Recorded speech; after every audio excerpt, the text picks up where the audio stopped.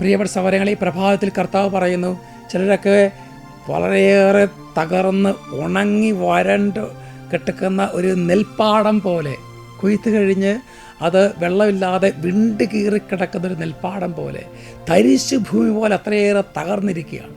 എന്നാൽ കർത്താവ് ആ തരിശ് ഭൂമിയിലേക്ക് ജീവൻ്റെ ജലം, സമൃദ്ധിയുടെ ജലം, അനുഗ്രഹത്തിൻ്റെ ജലം, പരിശുദ്ധാത്മാവിൻ്റെ അഭിഷേകം ഒഴുകി നിങ്ങളെ അനുഗ്രഹിക്കും. പ്രിയപ്പെട്ട സഹോദരങ്ങളെ, നമ്മൾ കർത്താവിൻ്റെ സന്നിധിയിൽ മുട്ടിപ്പായി പ്രാർത്ഥിക്കണം.